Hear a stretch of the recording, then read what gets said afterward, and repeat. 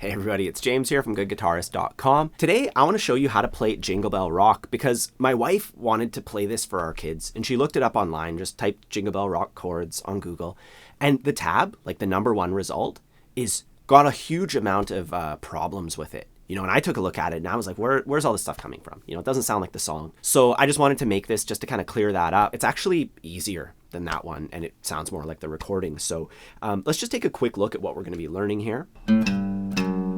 Jingle bell, jingle bell, jingle bell rock.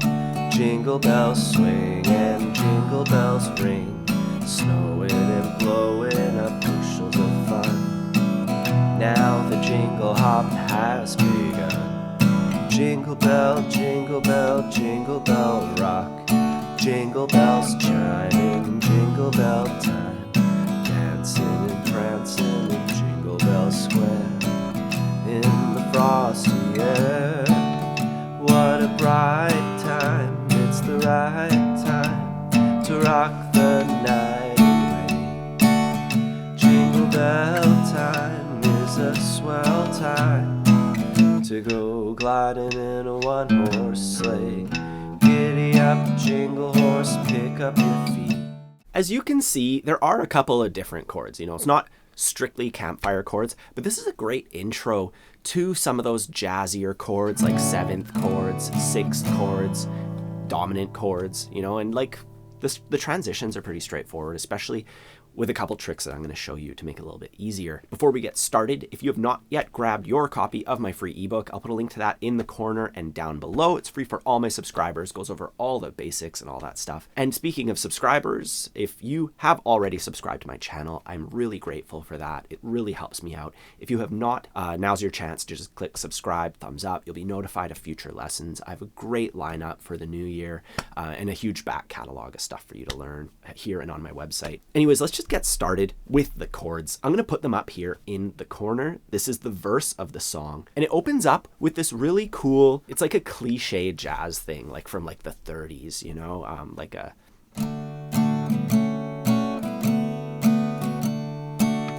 where there's a descending line inside the chord shapes. In this case, we start on D. And then we go to D major 7. And for that, I already have my index down. I'm going to flatten it. And that is a bar chord. You are barring the chords, but you're barring the thinner strings. So this is a really good intro to bar chords.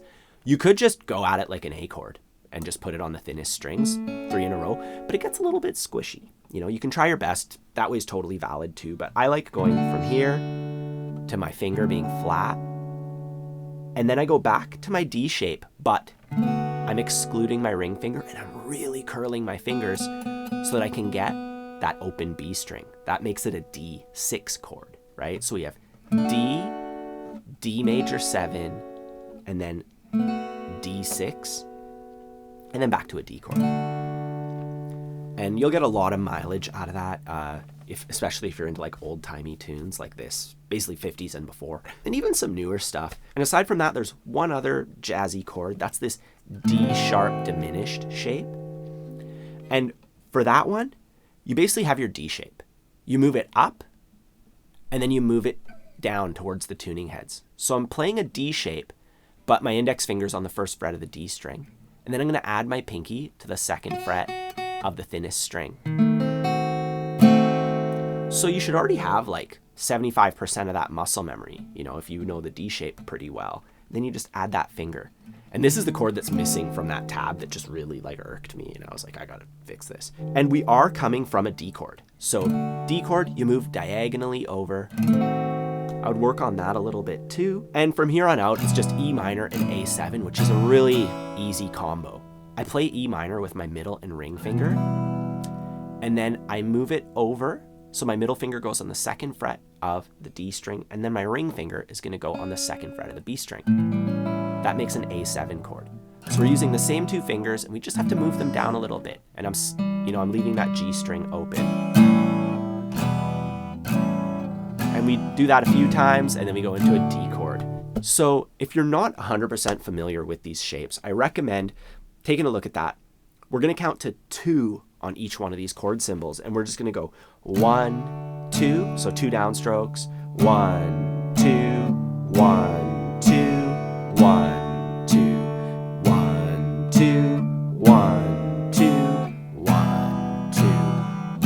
that point, you could probably repeat it, because here we're just doing a bunch of this over and over again. But I would just repeat those first 8 chord shapes a whole bunch. You could even sing at this point, because the rhythm is just downstrokes. Once we add the strumming pattern, the singing gets a little bit trickier. But for now, jingle bell, jingle bell, jingle bell rock. Jingle bells chime in jingle bell time. Once you're pretty comfortable with that, or you can practice that later, we can add the strumming. And for this one, our strumming is in 2. So it's just 2 beats, down, down, up. So on beat 1, we do a downstroke, and on beat 2, we do a down, up. The only caveat is this song has a swing rhythm to it. So instead of going 1 and 2 and 1 and 2 and with a straight feel, it goes 1 and 2 and, like a blues or a country song, where the downstrokes feel a bit longer. Down, down, up, down, down, up. Instead of being completely even, the downstrokes feel a little bit longer. I have a video covering swing and straight feel, and I have like a really mechanical way to go through it if you do need help like building up the feeling for it. Some people just feel it, some people need to learn. So I have that lesson if you need it. Anyways, that's our strumming pattern. We're going to apply it. We're going to play it 1 time per chord symbol right here. So let's try that. I'm going to get my metronome to give us super steady rhythm. I'm at 80 beats per minute. And it's going to be like 1, 2, 1, 2, down, down, up. And that's how it feels. 1, 2, let's go. 1, 2, 1, 2, 1, 2, 1.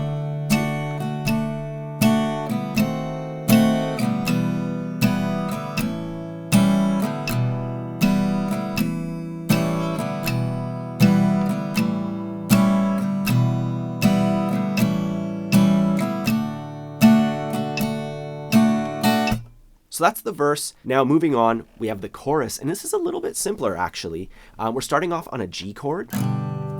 Put the chords in the corner here, and then we go to G minor, and G minor could be a bar chord, or we could play it like this, where we leave our middle finger down, and then our ring and pinky go up 1 string each, and then we kind of tilt our hand. We just slack it a bit so that my pinky is muting the thinnest string, and then my middle finger is muting the A string. It'd be nice if the D string's open. So we got 3, mute, open, 3, 3, mute. And that's a really cool way to play G minor. I'm surprised that it's not like a standard basic chord, but that's neither here nor there. We're coming from a G chord, so it's actually a pretty easy switch. I recommend just trying that a little bit. Getting those muted strings is what makes it a little bit tricky, but it's a lot easier than cranking out the bar chord. Anyways, you can see the chord shapes there. After this, we have D, which we've already gone over, then E and E7. So from our E chord, we just add our pinky to the 3rd fret of the B string. This is optional, but it does flavor it a bit, getting that E7 chord in there. Then we have A7, I mean, sorry. And then this lick. And this lick is optional. I'll show it to you after this, but it's really cool, so it's worth learning. Anyways, let's practice these chord shapes. You could go downstrokes only once again. What a bright time. It's the 1, 2, 3, 4 to 1, 2. Just 2 downstrokes for every chord shape. And then when you're ready, we're going to add the strumming pattern. 1, 2, let's go. It's the right to rock the night away. Jingle bell time is a swell time to go riding in a 1-horse sleigh.